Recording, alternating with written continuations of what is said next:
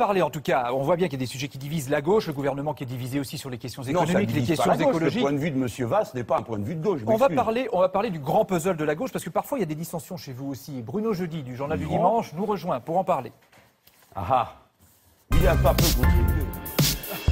Bonjour Bruno. Bonjour Francis. J'ai l'impression que Jean-Luc Mélenchon se souvient de l'interview que vous avez faite cet Bonjour été. Jean-Luc Mélenchon. C'est une drôle de rentrée pour le Front de gauche, puisque vous redoublez les critiques contre les chefs d'État et son gouvernement. Vous étiez en pointe dans les manifestations contre la réforme des retraites. Et puis pour l'instant, ça ne vous profite pas trop, ni dans les sondages, ni dans les élections partielles, ni même dans la rue. Francis disait à l'instant que finalement la rentrée sociale se passe plutôt calmement. Plus embêtant, ce sont les écologistes qui participent, eux, au gouvernement, qui polarisent le débat et font le débat à gauche. Alors ma première question est simple. Cécile Duflot et ses amis écologistes peuvent-ils rester au gouvernement après leurs attaques contre Manuel Valls et surtout après leur interpellation publique du président de la République, ce qui, pour une ministre... Non mais attendez, d'abord on va commencer par la première partie de votre intervention. Dans une démocratie, on donne son point de vue. On se bat pour ses idées et ensuite on a un souverain, le peuple.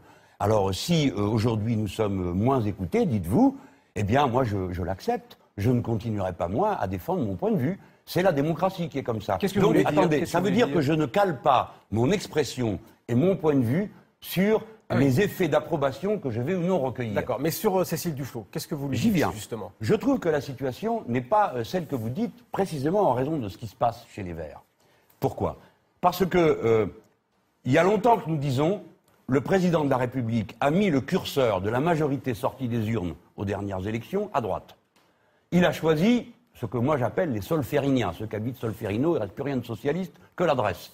Les solfériniens. Il les a mis au pouvoir, c'est eux qui décident de tout, sur tous les sujets.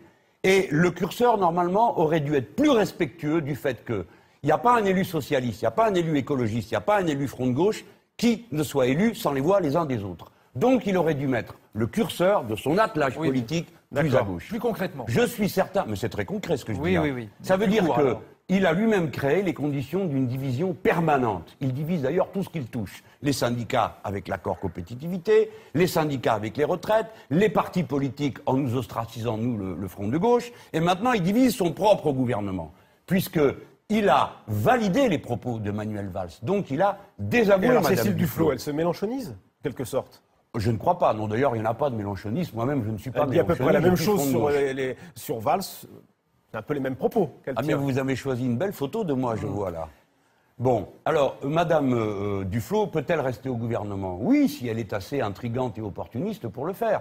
Mais normalement, elle devrait exiger en tant que partenaire de la majorité que le chef de l'État désavoue les propos de Manuel Valls. Alors, justement, le chef de l'État... Et si elle ne le fait pas, elle fait une erreur. Mais dites voir, c'est pas moi qui ai décidé, comme elle, d'amener ce sujet sur le tapis, comme elle l'a fait. Elle le fait, elle a donc réfléchi politiquement. Quelle leçon en tire-t-elle ? Voilà pourquoi moi je crois que nous avons un espace politique alors justement, pour créer une vous majorité dites ça, mais alternative. pour élargir votre espace politique, vous avez souvent vous-même tenu des propos très écologistes, mais en même temps, Europe Écologie Les Verts, on voit, critique beaucoup le gouvernement, mais ni Noël Mamère qui vient de quitter Les Verts, ni Eva Joly qui avait pris ses distances et qui avait pris des positions assez proches des vôtres, ne vous ont rejoint, n'ont accepté la main tendue, vous n'êtes pas un peu isolé au fond ? Ils ne viennent pas vous voir. Noël Mamère va continuer à siéger au Vert alors qu'il n'est plus. Il aurait pu les siéger avec le Front de mais gauche. c'est très bien, ça. Il faut que les gens fassent leur chemin. Vous savez, monsieur Jeudi, ce qui nous arrive est terrible.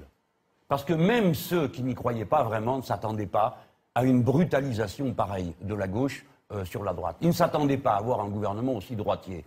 Donc beaucoup de gens sont profondément commotionnés aujourd'hui.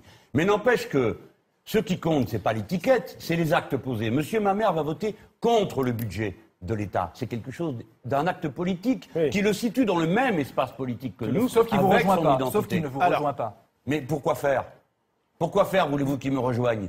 Il me rejoint politiquement quand il vote contre le budget. Alors, lorsque Mme Eva Joly dit dans sa motion de congrès qu'il faut changer le centre de gravité, qu'il faut faire une majorité alternative avec le Front de gauche et les socialistes hétérodoxes, elle dit la même chose. Est-ce que ça se verra pour les J'ai municipales ? pas besoin de vendre des cartes. Est-ce que ça se verra pour les municipales ? Venons aux élections municipales. Donc une majorité alternative est en train de naître, monsieur On Jeudi. verra Écoutez-moi justement bien. les municipales et les européennes vont être un test. Monsieur Jean-Luc Jeudi, Mélenchon. on verra de tout. Mais est-ce que oui ou non, ces positions politiques n'ont-elles pas bougé vers nous. Oui, Faut analyser, on en il faut verra du la temps pour traduction analyser. ou pas sur les on élections. verra, mais Les communistes, répondez à cette justement. question de fond, qui est un observateur politique. Bien Mais sûr. laissez-lui le temps Venons-en- d'observer. Oui ou non? Laissez-lui le temps d'observer et d'analyser. Venons-en au front de gauche et les municipales. Les communistes vont définir d'ici la mi-octobre leur stratégie d'alliance ou pas avec les listes socialistes. On sait que vous y êtes opposés. Prenons un cas précis, Paris.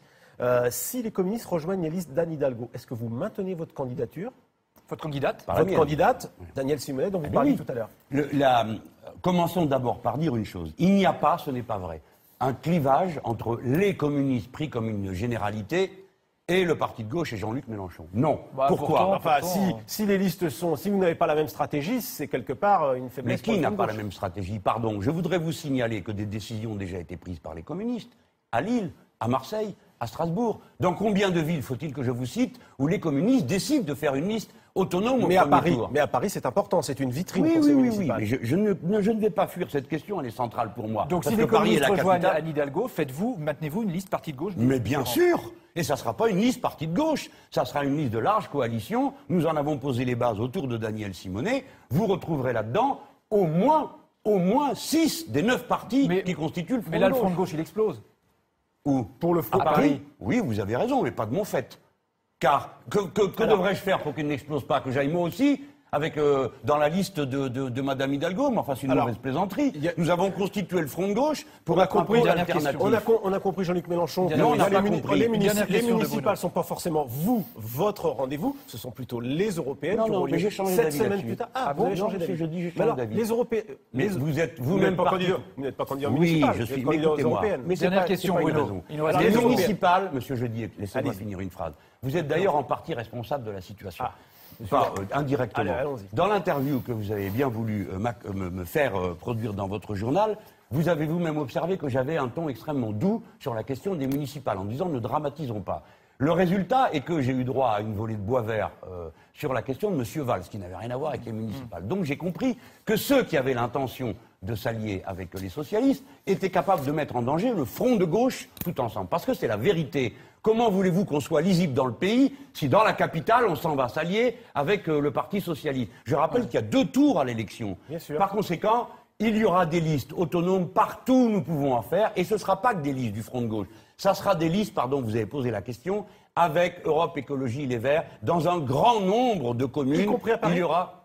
Y compris à Paris. À Paris, nous ferons la démarche. Vous Je ferez ne la sais pas démarche, si vous vous allez allez à le Marseille, faire. c'est déjà avancé. Mais nous faisons la démarche à Marseille. Nous faisons la démarche à Grenoble. Et je peux vous dire que la discussion est bien avancée. Il y a des villes où l'accord est déjà conclu. Alors. Hier, Europe Écologie Les Verts de Rennes a annoncé qu'il voulait faire une liste avec nous à Rennes. Bon, bref, on verra. Attendez. Comment bref? On Non, verra, on verra mais pas. on verra. On verra la Merci. majorité alternative dont je vous parle Merci. se construire dans les municipales, alors qu'au départ, Merci. je pensais que les municipales seraient un angle mort de la vie Il politique. faut pour libérer moi. Bruno. Merci, Bruno, Merci. d'être venu sur le plateau de 12-13 dimanche. Il On va n'était pas parler si maintenant. captif que ça, monsieur. Jean-Luc C'est Mélenchon pas va dans parler. vos moyens de l'enfermer. Non, c'est vrai. La question de l'ouverture des magasins le dimanche qui ressurgit, Oui. puisque la justice a ordonné à plusieurs enseignes de bricolage de fermer le dimanche. Et il y en a 14 aujourd'hui qui ont décidé en région parisienne d'ouvrir malgré tout. Est-ce que vous comprenez ceux qui veulent travailler le dimanche? Non, je ne comprends déjà pas, quand on est une grande entreprise, qu'on viole la loi et qu'on s'en vante. Parce qu'après, il faudra expliquer pourquoi on interdit aux autres de violer la loi. La loi est la loi, il faut la respecter. Oui, mais la loi, avouez quand même qu'elle est compliquée. Il y a des magasins dans certaines zones qui peuvent ouvrir, d'autres Elle qui n'est ne pas peuvent du tout, monsieur, des lois simples, il y en a fort peu, hélas. Mais il y a des modes pour se voir attribuer le droit d'ouvrir le dimanche dans les zones touristiques. On respecte la loi. La loi n'est pas compliquée au point qu'on ne la comprenne pas. Donc ces gens désobéissent ouvertement à la loi et ils donnent un signal à la société. Du moment qu'on a l'argent, puisqu'ils vont payer 120 000 euros par jour, on a le droit de Mais désobéir à la loi. est-ce qu'il faut quand même revoir cette loi sur le travail du dimanche? Vous êtes d'accord pour dire que ce n'est pas bien de ne pas respecter la loi? Ah bah, tout le monde est d'accord avec ça. Mais Oui, est-ce mais que- apparemment, ce n'est pas votre question. Votre question, c'est est-ce qu'il faut ouvrir quand même le dimanche? Non, est-ce qu'il faut changer la loi? Non. Il faut la changer pour la durcir. Je vais expliquer franchement les choses. La pause hebdomadaire, le fait qu'on puisse au moins un jour dans la semaine être toute la famille réunie autour de la table, c'est très important. Qu'on puisse participer à des fêtes et des événements familiaux. Et Alors, pourquoi, on choisit et pourquoi que- ce serait le dimanche? Parce que il faut qu'il y ait un jour, ça peut être le jeudi si vous voulez. Nous pouvons changer, donc ça sera mercredi et jeudi. Mais ça sera 2 jours consécutifs, parce que c'est une grande conquête des travailleurs. Et ne me racontez pas d'histoire. Pour la petite partie des gens qui travaillent le dimanche, Une toute petite partie le fait parce que ça lui convient pour sa vie, pour sa propre organisation personnelle, et ne comprend pas pourquoi on le refuse. Mais tous les autres sont contraints. Et c'est cela que vous venez montrer sur les plateaux. L'autre soir, on voyait des gens qui travaillent jusqu'à minuit. Alors ces ouvriers-là, ils sont invités à la télévision. Ceux qui veulent travailler le dimanche contre le code du travail, on les invite à la télévision. Mais mes 7 malheureux de PSA à Poissy qui font la grève de la faim depuis 10 jours, cela n'a pas vu, pas pris. Est-ce que vous entendez aussi l'argument qui est qu'en temps de crise, finalement, ouvrir les magasins le dimanche, ça permettrait de créer des emplois? Non, ce sont des histoires. Ça ne créera pas un emploi de plus, parce que les gens qui vont consommer le dimanche sont ceux qui auraient consommé le samedi. Non, mais les gens qui travaillent le dimanche ne sont pas ceux qui travaillent le samedi. Et alors, comment on faisait avant? Qu'est-ce que vous racontez? Je parlais de création d'emplois. Mais monsieur, pour créer des emplois, il faut augmenter les salaires parce que les gens achèteront davantage. Voilà ce qu'il faut faire. Personne ne parle d'augmenter les salaires. La crise est un prétexte pour esclavagiser les gens. Travailler la nuit, travailler le dimanche, travailler le samedi, gagner moins. On n'en finit plus, se soigner moins. Qu'est-ce qu'on va faire à la fin?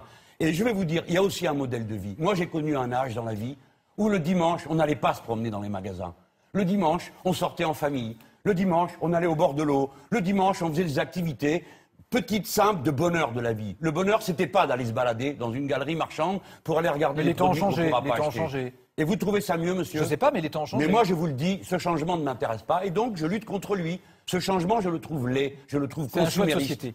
On va terminer par une image de Nicolas... Et ça ne m'empêche pas d'être bricoleur moi-même. Et j'enrage quand je n'ai pas la pièce qu'il me faut le dimanche. Et une image de Nicolas Sarkozy avant-hier à Nice, où il a rencontré les élus et militants UMP. Il venait de faire une conférence à Cannes pour le compte, c'était sa première en France, d'un industriel automobile indien, Tata. Est-ce que ça vous choque? Bien sûr. Pourquoi? Parce que, on a franchi la dernière étape. La fonction présidentielle, qui est déjà en France d'un ordre monarchique que moi je n'approuve pas, je veux la 6e République. Mais il y avait quelque chose qui nous faisait toujours penser à De Gaulle ou à Mitterrand, comme des figures un peu tutélaires. Et là, on voit un président de la République se transformer en marchand de parole, qui vend sa parole, et en plus à un industriel indien qui est en concurrence directe avec nos propres productions nationales. Je trouve ça choquant. Mais pour M. Sarkozy, non, ça ne l'est pas. Pour M. le socialiste Gerhard Schröder, lui, s'est vendu à Gazprom. C'est-à-dire qu'il a été chancelier allemand, socialiste, et puis après, il est devenu représentant de commerce de l'État russe et de Gazprom. Ça ne les choque plus. Leur sens moral et patriotique s'est effondré. Merci Jean-Luc Mélenchon d'avoir accepté notre invitation dans 12-13 dimanche. Que vous aviez des envies, des discours nationaux. Oui. Aujourd'hui, c'est municipal qui se profile. Pour vous, ce sont des élections nationales, des élections locales? C'est les deux à la fois. C'est toute l'ambiguïté des élections municipales. Et puis, suivant la taille de la ville, la forme du débat change. J'ai été militant socialiste très longtemps, et dans le milieu rural aussi bien qu'en milieu urbain. Je suis allé chercher ma section socialiste à la sortie de l'église. Dans les années 70, j'étais le seul mécréant du tas, et nous étions là, 10...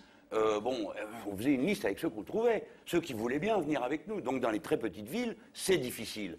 Dans les plus grandes villes, c'est beaucoup plus politique, parce que les enjeux budgétaires et les tempéraments portent davantage à la politique. Bien sûr, il y a toujours un coefficient personnel, c'est-à-dire la femme ou l'homme qui est le maire est bien ou mal vu de sa population. Donc, on doit combiner le local et le national. Mais incontestablement, c'est une élection nationale. Vous dites qu'il y a une lecture politique nationale. Et en même temps, les alliances sont différentes en Ile-de-France, au front de gauche. Parce qu'il y a le scénario le plus classique, c'est vous êtes avec les communistes contre un candidat socialiste. Mais il y a des villes où les communistes sont alliés avec les socialistes, il y a des villes où vous êtes alliés avec l'Europe écologique contre les socialistes, et des villes où vous êtes contre l'Europe écologie. Donc c'est assez compliqué à comprendre. Non, les gens comprennent très vite. Bon, évidemment... au niveau local, ils comprennent, mais au niveau national, on a du mal. Mais vous avez tout à fait raison. C'est bien pourquoi, moi j'ai toujours dit, il faut avoir une attitude claire, simple, tout le monde comprend, et puis après, advienne que pourra. Les électeurs, avec leur bulletin de vote, tranchent. Car il n'y a aucun risque à gauche d'être éliminé au premier tour par la droite et l'extrême droite.